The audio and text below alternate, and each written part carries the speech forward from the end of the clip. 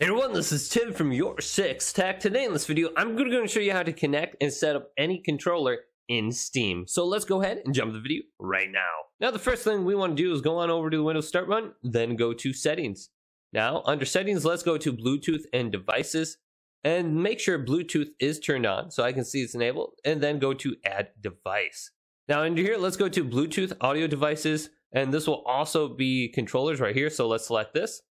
Now it's looking for a wireless controller to connect to. Now on the PlayStation 5 controller, you will have to press down the sharing button and the PlayStation button at the same time. So let's press both these buttons down at the same time. Then after about 5 seconds, you'll notice the light bar will begin to blink blue. This will be an indication that it's in the Bluetooth pairing mode. Now select your controller under Added Device, and it should be connected to your computer now. Great. Now let's go on down to Steam and open this up. Now let's go to the big picture mode by going to the upper right side of the screen and selecting big picture mode.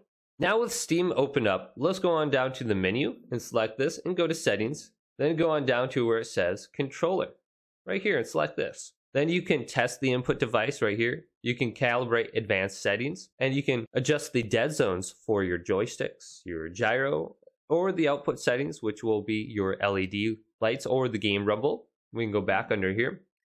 Then here is guide button focus Steam. So if you press the Xbox button or the PlayStation button on the controller, it will open up Steam automatically.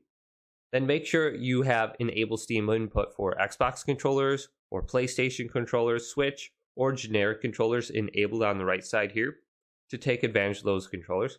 Then I do like this setting on, turn off controllers when exiting big picture mode.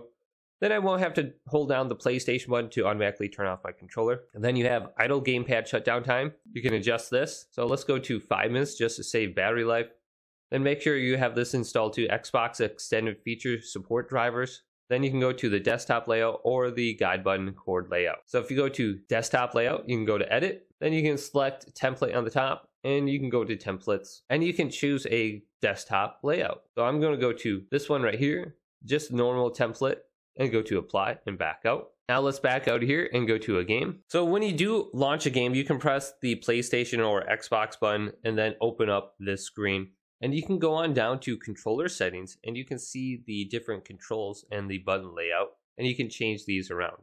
You can go to controller setting right here and you can view the layout, and you can change the layout to like a community layout and completely change this around and get a completely different layout. So if you are playing a non-controller supported game, you can go to the templates right here and you can find a template for a game. So hopefully this video did indeed help you out. If it did, leave it a big thumbs up and subscribe to my channel down below for more tech videos coming up next on YourSixTech.